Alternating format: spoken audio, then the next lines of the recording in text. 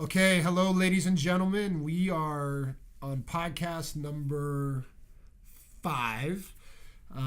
We've had some incredible information about training around boxing and kickboxing and hit and gut training. It's been fantastic. One of the things that we get asked a lot is about when you work out, when you train hard, and when you create a lot of calorie expenditure, how do you feed your body to make sure you can maximize your results? So we're incredibly fortunate to have one of the best industry icons, Kat Barefield. Yay, I'm an icon now. Yes.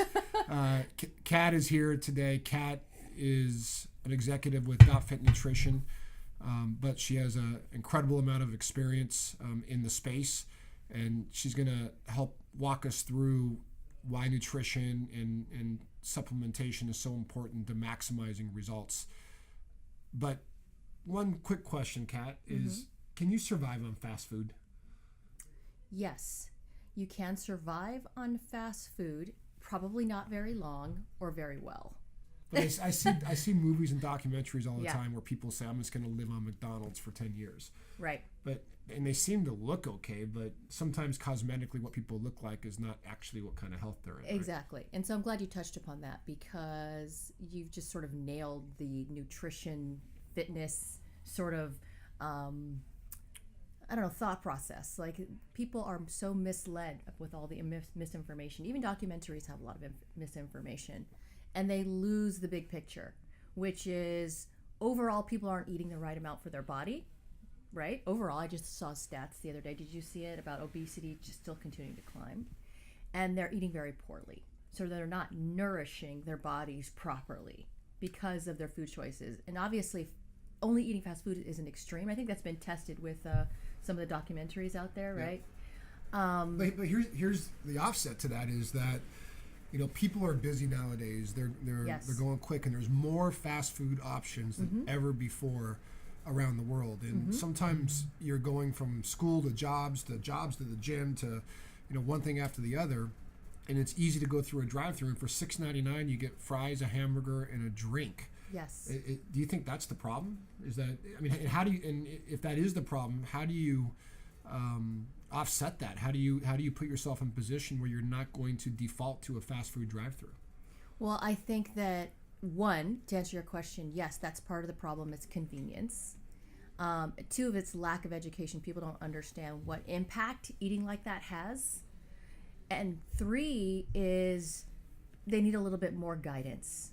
So I could also go to McDonald's and pick up a yogurt parfait and an egg white delight and eat under 400 calories, right? Yep. But I know that because I have the background. So I think people need a little bit more guidance, especially in the fitness industry, to sort of clarify, are these myths or not? And what are the minimum things I can do to improve my body composition and how I feel in the gym and then my long-term health?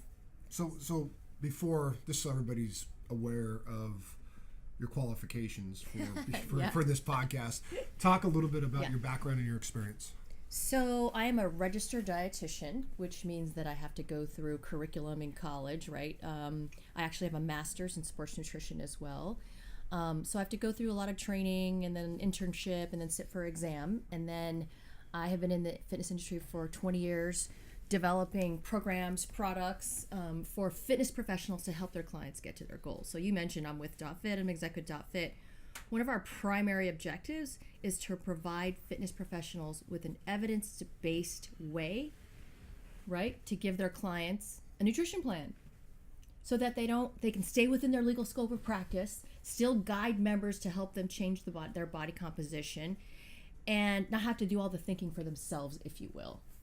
So in terms of my experience, I've been doing this a long time, Adam. Yeah, for sure.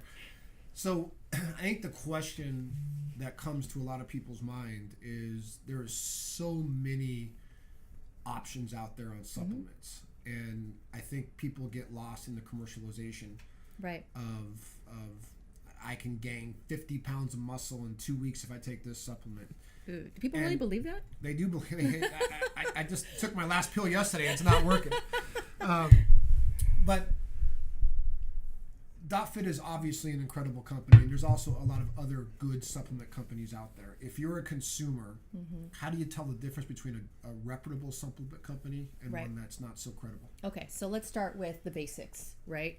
So the basics around supplements is that it is a very loosely regulated industry. And what that means is that the FDA never approves supplements, and they don't have to check whether or not any supplement is safe or effective. So translation, anybody can make anything, any company can make anything, they don't have to prove it's safe or effective. If you look at the statistics and independently tested products on the market, you could look at independent organizations like consumerlabs.com, or the FDA does independent audits of supplement companies. Out of those audits of supplement companies, it's estimated that 2/3 of manufacturers don't follow the rules for manufacturing supplements. And that to consumers, what that means is that half the products on the mass market that are out there don't have the ingredients in the container that's on the label, and about 1/3 are contaminated. And that's actually proven out. That's proven, that's shown week after week. We see new independent studies that show that supplements aren't what they say they are, or they've got some kind of a contaminant in it, or things like heavy metals, which we saw in just this recent study from the Clean Label Project.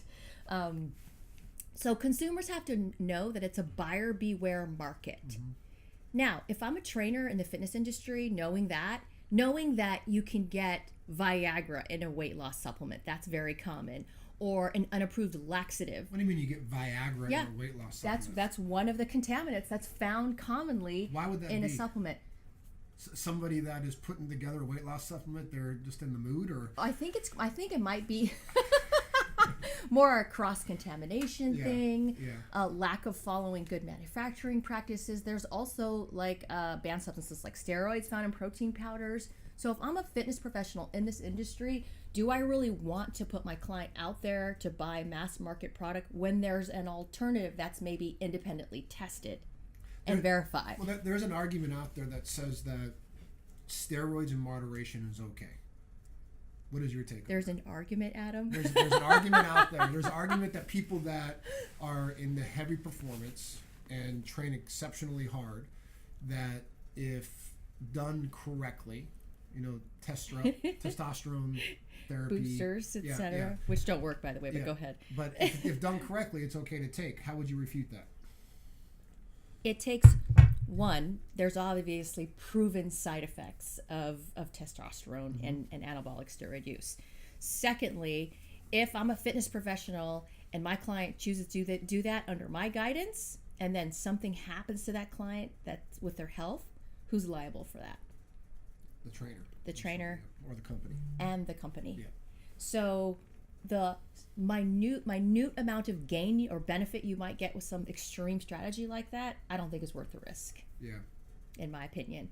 If you just dial in your diet, supplement with properly, you're going to get a lot more out of that. Now, if you're an extreme athlete, maybe that you feel like as an athlete, it's worth rolling the dice. But look at our typical members, Adam. They're not that extreme athletes. They're people like me who, mom, working and want to shed some body fat and get in shape. And even the ones that want to be an extreme athlete, there's much healthier ways to go. Exactly. And really, is it ideally that from an ideal perspective, when you take supplements, is it about not affecting the central nervous system, or is there general rules that you should follow?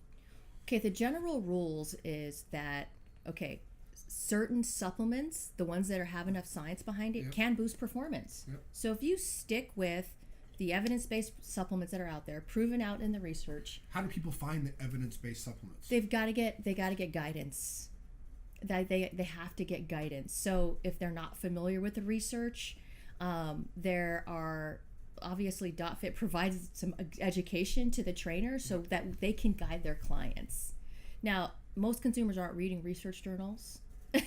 Well, let's say there's somebody in Czechoslovakia right now that's listening to this. Yes. And they want evidence-based supplements that they know is the right thing to put in their mouth. Right. How do they find that information in Czechoslovakia?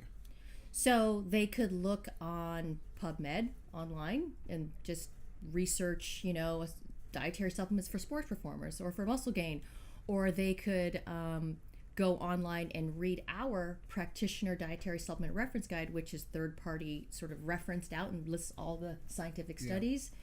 So there are some good ones. The content is there to be had, but you do have to do your homework, to your point. Okay.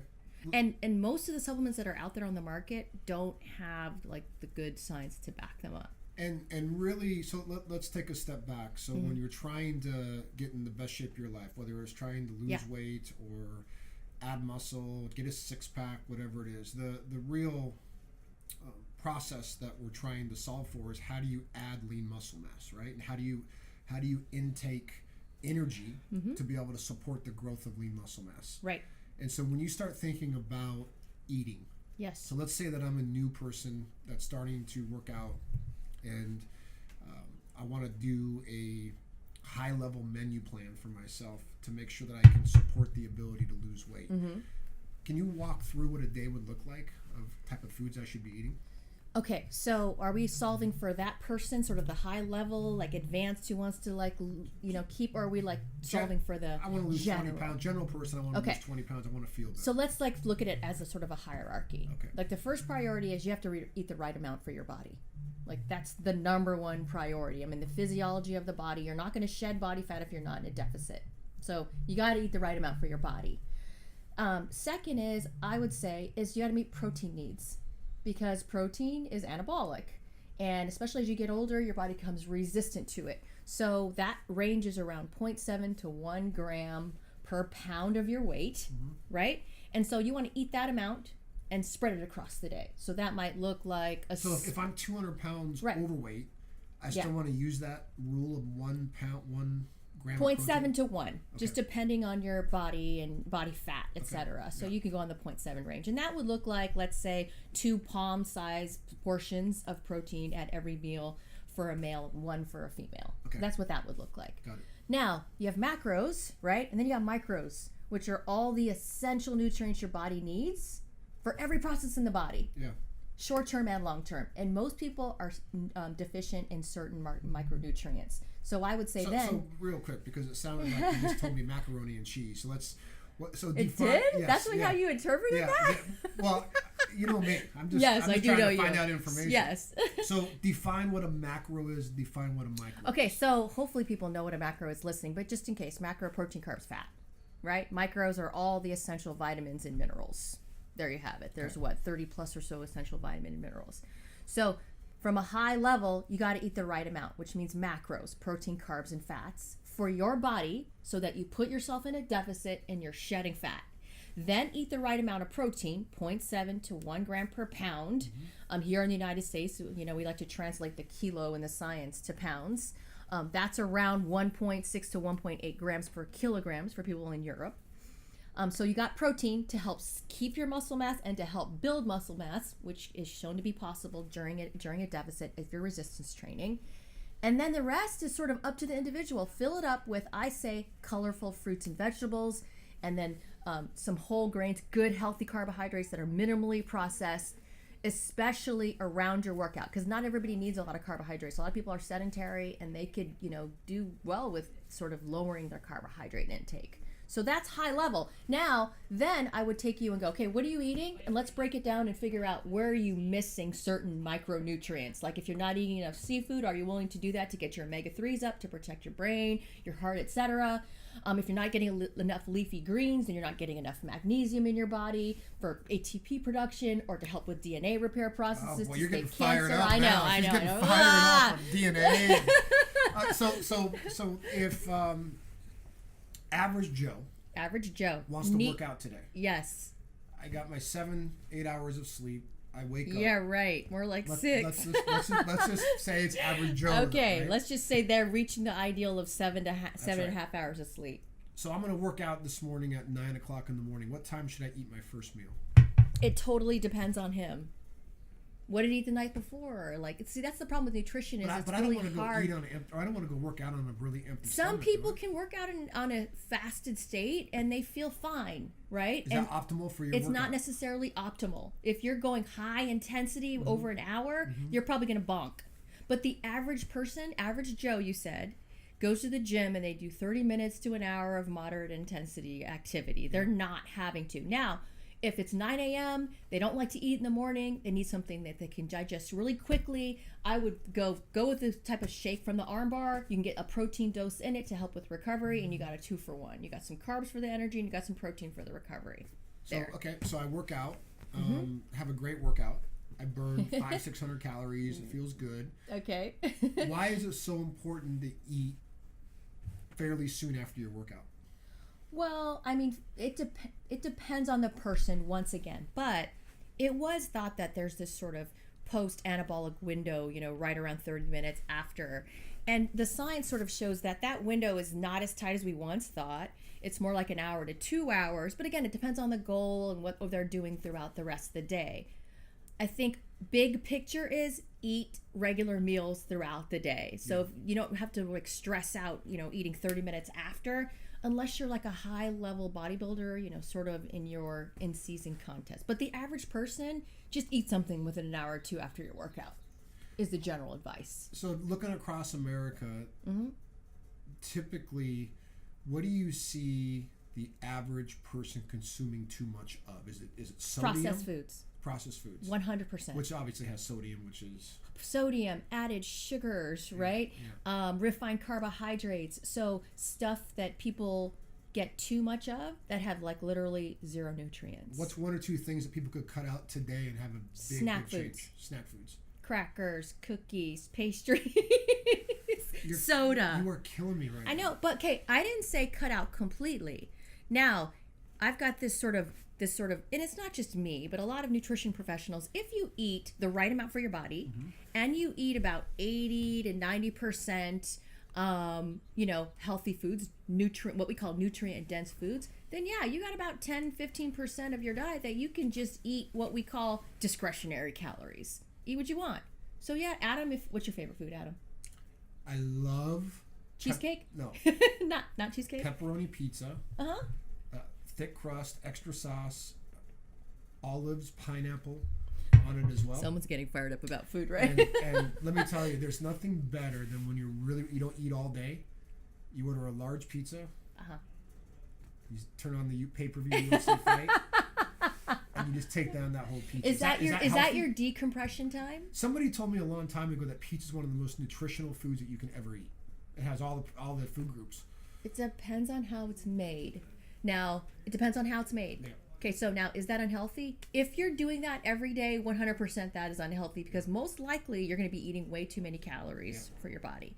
And that's not enough nutrition variety. If you do that once a week or so, you're fine. And then how do you know? Well, you check your results. Is your pants getting tighter? Is your blood pressure going up?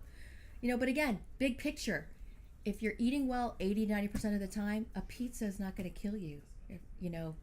Every once a week or so. Lifestyle, right? Moderation lifestyle. Yeah. And like high level athletes, like some of the fighters, right? Most of those guys are so active that they can pretty much eat what they want and still be low body fat. Yeah. But your average person who comes into the gym, where do they work? At a computer, at a desk? They hardly move. So they have less margin, if you will. They just don't burn that many calories. It goes back to what you always say, the law of thermodynamics, right, yes. Kat? Energy in versus energy out. It does, yes. As you get older, I think it probably does make sense to watch the type of calories you're putting in your body, right? That can really impact how you age. Is that right? 100%. Yeah, if you get your refined foods, a lot of added sugars, that sort of accelerates the aging process. Then again, going back to DNA repair and all that other stuff, you don't have as much nutrients in there to repair the DNA to help with longevity and staving off what we call the diseases of aging, whether that's cancer or heart disease or Alzheimer's even. Like in fitness, we take too short-term approach to everything. Like, what can I do right now? How can I get my body looking this way in this amount of time? As opposed to taking more of a broader approach. And you and I know that into our mid-40s now, it's more about longevity. Speak for yourself. I stopped at 39. I don't know what you're doing, but I stopped at 39. But guess what? The prime audience who's open to sort of healthy aging or supplements that could help with longevity, they're right around 40s and 50s. And guess what? They have the most discretionary income, than someone, let's say a millennial or, Yeah. How does the food that you eat impact the way that you think? Okay. Because if you eat, there's a lot of variables but there. if you're very high fat content and you're eating bacon and pizzas and processed foods the whole day, I'm assuming that person's not thinking as clear as a person that's eating on point all day. Yeah, right? well, it could depend, because if you're in a calorie restriction and eating high fat, a la the keto diets, then sometimes it can sharpen your focus. So nutrition is so highly dependent. But in general, the general answer is we need a stable blood sugar to think optimally. Like if our blood sugar is low because we're eating low carb, then that could impair sort of the fogginess That's level. what they call that hangry. That hangry. Yeah, not everybody that's on a keto or low carb is hangry. It works for some people, but it just depends on the person. So a lot of nutrition is experimenting, but some of the principles don't change. Eat the right amount for your body type, get enough protein, right? And eat a variety of fresh, minimally processed, colorful foods to get all those micronutrients for longevity. We make it too complicated, I think, sometimes. Now, add in some recovery stuff in the gym so that you're not as sore with your essential aminos, or add in some whey protein to help meet your protein intake as well. And then I always say, nobody eats perfectly all the time. Nobody. You don't eat? Okay. No. Are you kidding I don't me? eat perfectly all the time. No. So, do you have life insurance, Adam? I do. Do you have car insurance? I do. Do you have health insurance? I do. Do you have Are these trick questions? pet insurance? I actually think we yes, do. you do, knowing Tamara. Yeah. So why wouldn't you have nutritional insurance? Yeah. Right? And that means having a quality multivitamin and mineral that can fill the nutritional gaps that are common in a typical diet. Yeah. So vitamin D, a lot of people miss magnesium. Some people are missing iron. Like that's nutritional insurance, high quality, right? Is something that every American and European or wherever you are, every human being, I think, would benefit from around. But you the don't world. need like I've seen you at the lunch table pull out your tape measure and measure how long your carrot is because you want to make sure your calorie count is correct. Really? You don't need really? To, you don't really, need to Adam? So the general rule here, I do not do that, for the record. It was really strange when I saw her doing measuring that. a carrot. Sorry, everybody has their deal. You're a nutritional expert. Now, okay, wait. I've not done that, for the record, but I have weighed out foods just to sort of eyeball and see how much I'm eating. Yeah. And so, what's your point? My point is that you don't need to measure by the gram and go crazy here, because typically the people that go crazy, it's not built to last forever. It's really about making short the right term decisions. Yes. Yeah. Okay, so let's go back to basics. The average person, right? Let's go even further than that. 1 out of 10 Americans know how many calories they need to maintain their body weight. So most people don't know what their calorie budget is. The average person underreports, that's what they call in the research, or thinks they eat less than they do by 20 to 40%. Overweight individuals tend to underestimate more, up to 100%. So that's why weighing and measuring and tracking calories is so beneficial, especially starting out. It's to recalibrate your brain, right, to get rid of that portion distortion and to help get rid of what I call calorie amnesia. That's forgetting about calories that you consume. So once people get sort of an idea of how much they're eating, how much they should be eating, and the approximate portion sizes of foods, then they've got a pretty stable foundation, as opposed to just trying to eat something and then in hindsight go, oh, that had 800 calories. Does that make sense? So I'm big on, let's master the basics. How much you should be eating, Adam. How much protein? Are you getting that amount? Are you getting enough variety? And if you have no idea how much you're eating, how do you know what to change?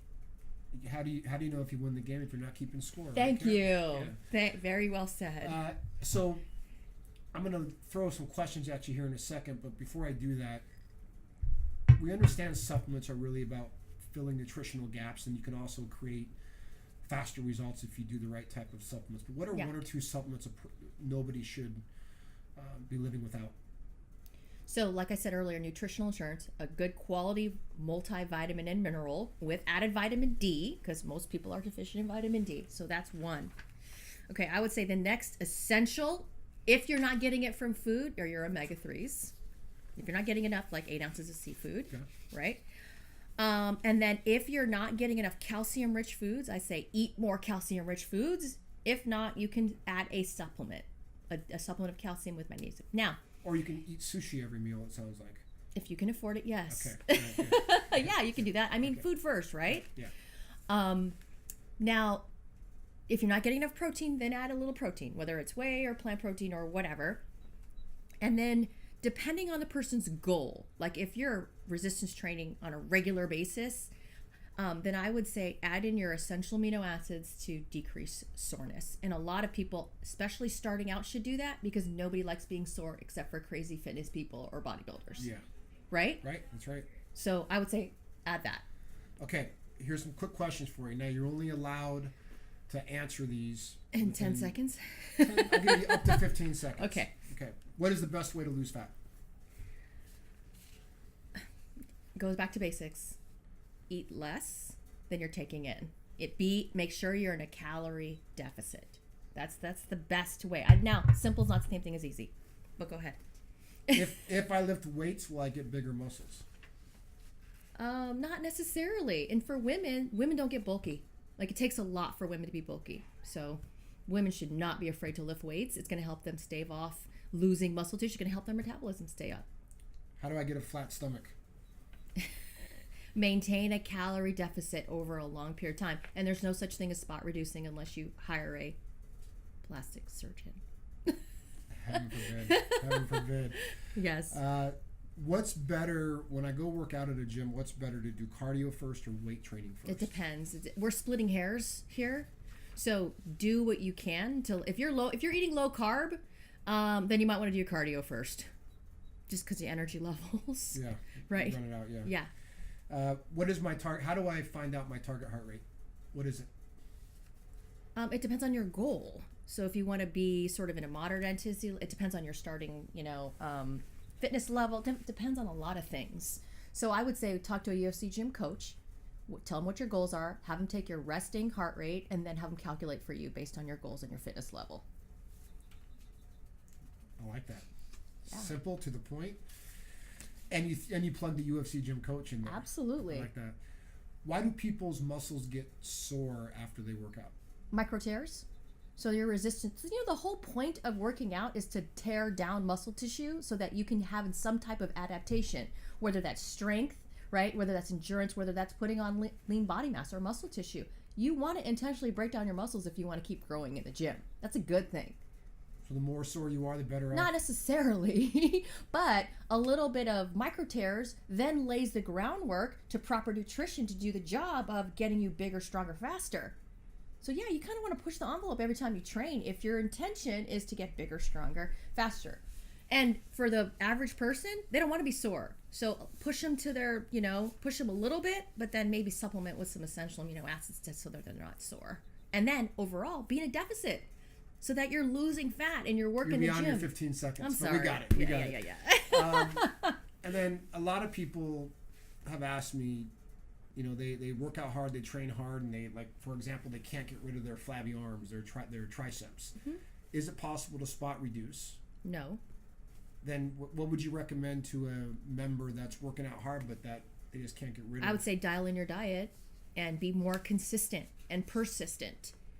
So if you're in a deficit, your body's going to shed body fat where it sees fit first. For some people, it's in the face. For some people, it's in the midsection, in the back. Where is it for you? Where do you lose weight fast or fat first? I lose it in my stomach area. First? Yeah. Is that the first place you gain it as well? It is. Okay. So if you were to continually train and be in a deficit, then eventually you would lose all of that, and you would be sort of shredded in your midsection, and then everything else would lean out as well. So I would say dial in your diet and be more consistent and persistent. Sometimes it's just a matter of patience. Yeah. So walking away from our conversation today, right? I think we can agree that everybody has a desire to look great, right? That's the way everybody thinks. Mm-hmm. And how you get there, you can either build your lifestyle where you're going to be able to keep those results long term, or you're going to do a crash diet or a crash workout routine, and 30 days later you're going to look the exact same. Yes. Yeah. So this is really about general lifestyle health and wellness. It's about changing behaviors to support your overall long-term Long-term health, yeah. And so that's where the guidance comes in. So at UFC Gym, you can plug into a coach who can give you a customized nutrition plan, who can set up your workouts so that you're not, your legs aren't dead the next day, but you can continue to train so that it does become a lifestyle. But most people need a little bit of guidance, and they need a little bit of, professional sort of accountability to keep them on track. And that's what the UFC Gym community is for, is to get you in here, start changing your behaviors, give you a customized plan instead of some type of fad diet or some crazy sort of, program. And let's get you so that you're in the gym for life, so that your lifespan can extend, your play span can extend, so that you can be on this earth thriving instead of surviving, like we talked in the beginning. Yeah, and you see a lot of members at UFC Gym, their ground of results or their place of results, their sanctuary of results is the gym, and that's where there's like-minded people there, training and eating right and being active, whether it's taking a class or doing PT or lifting weights or doing cardio. And then they go home and they don't necessarily sometimes have a supportive spouse. Right. How do you deal with that? Well, I think that you have to ask for what you need from the spouse first. Have a conversation with the people who are sort of sabotaging, and then maybe stick to your community even closer. Like, part of becoming a fit person, if you will, is sort of changing your identity of, I'm a person who exercises. I'm a person who eats well. I'm a person who goes to the gym. You sort of change your identity, if you will. And in the walls of UFC Gym, that's what you can be. You can change your identity into someone who is fit. And so I would say stay plugged into the gym so that you can have that continuous support. And then, of course, social media does great with that too. Connecting with people on social media who are focused on fitness and being healthy. And UFC Gym does a great job with that. Not only is Kat Barefield a nutritional expert, supplement expert, but she's a psychologist, an active psychologist at all time for the brain. She can help us in all aspects of fitness, which is great. So listen, Kat, just real quick as we end this session, talk to us for 30 seconds about DotFit and the benefits of DotFit supplements. So DotFit products are all evidence-based, and we've documented that in our supplement reference guide online with all of the research studies that support it. It's tied to a program that fitness professionals can then generate customized nutrition plans and a customized supplement plan.